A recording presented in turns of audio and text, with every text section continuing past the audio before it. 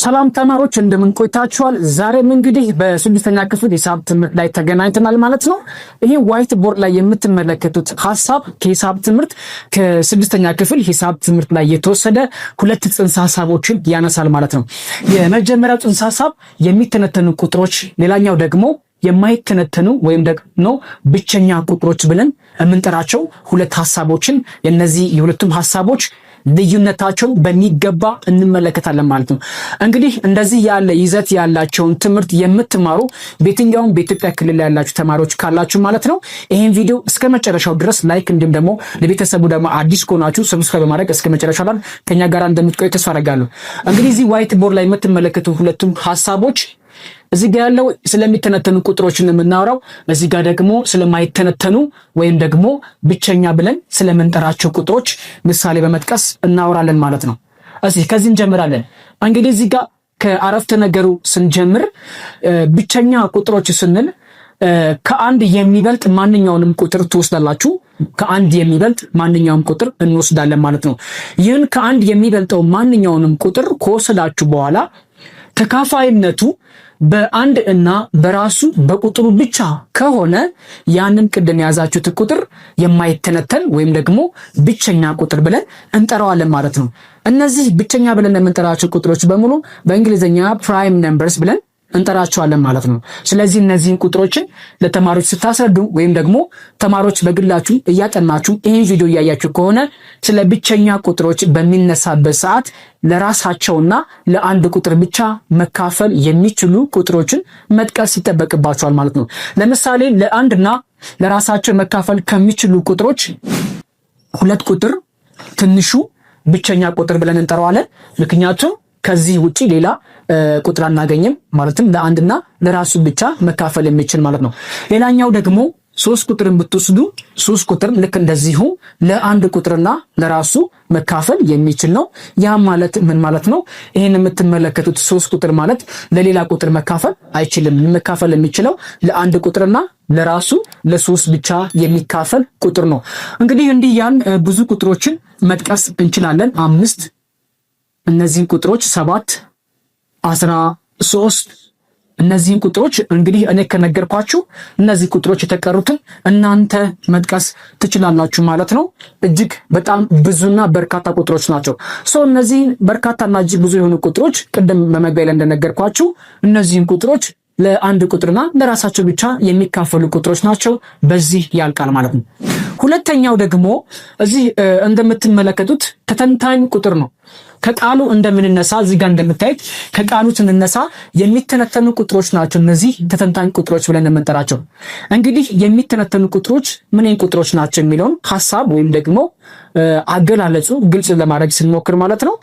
ማንኛውም ቁጥር ተወስዱና ያንን ቁጥር ከሁለት በላይ አካፋይ ካሉት ከሁለት በላይ ነው ያልኩት፣ ሁለት አይቻልም። ከሁለት በላይ አካፋዮች ካሉት ወይም ከሁለት በላይ አብዢዎች ካሉት ወይም ከሁለት በላይ ትንትኖች ካሉት ያንን ቁጥር ምን ብለን ነው የምንጠራው ማለት ነው?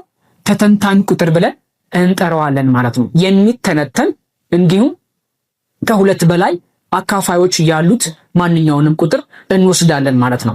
ስለዚህ እዚህ ጋር አረፍተ ነገሩ ምንድነው? ከሁለት በላይ አካፋዮች ያሏቸው ማንኛውንም ሙሉ ቁጥር በምንወስድበት ሰዓት እነዛ ቁጥሮች በሙሉ ተተንታኝ ቁጥሮች ደግሞ ኮምፖዚት ነምበር ብለን እንጠራቸዋለን ማለት ነው። ለምሳሌ እነዚህ የሚተነተኑ ቁጥሮችን ለምሳሌ አራት ቁጥርን እንውሰድ።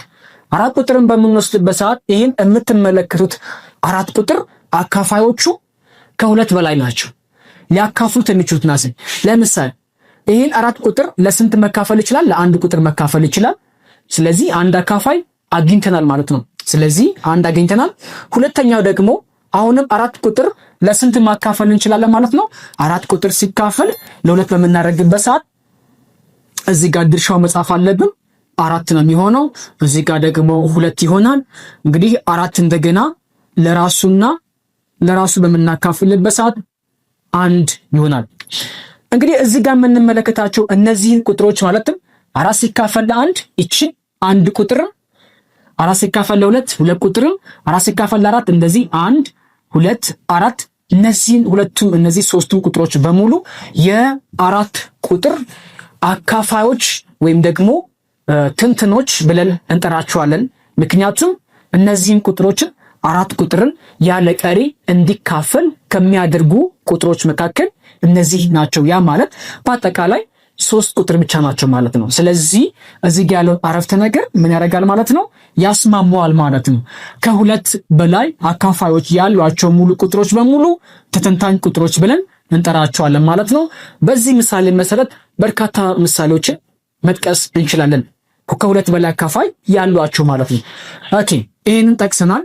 ሌላ ደግሞ 6 ቁጥርን ብንወስድ አሁንም 6 ቁጥርን ሊያካፍሏቸው ከሚችሉ ቁጥሮች አንድ ቁጥር ያካፍሏል 6 ነገር ለአንድ 6 ነው የሚሆነው ማለት ነው። ስለዚህ አንድ ቁጥር የ6 አካፋይ ነው።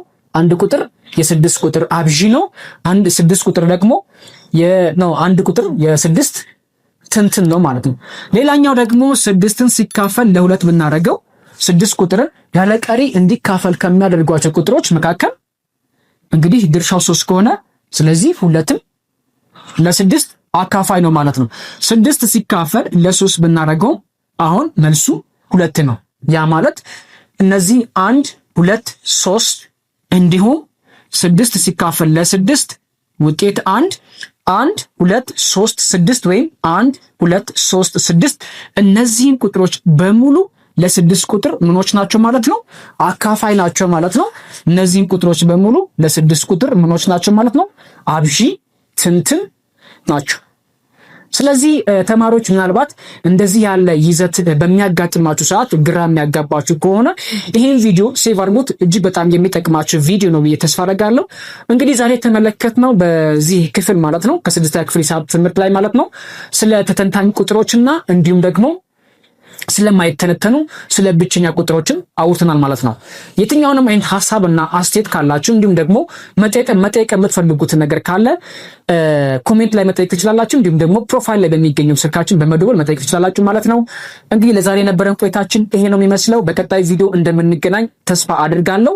ለቤቱ ደግሞ አዲስ ከሆናችሁ ይጠቅማችኋል ይሄንን ዩቲዩብ ቻናል ሰብስክራይብ በማድረግ ቤተሰብ ሁኑ። በቀጣይ ቪዲዮ እንገናኝ። ይመቻል።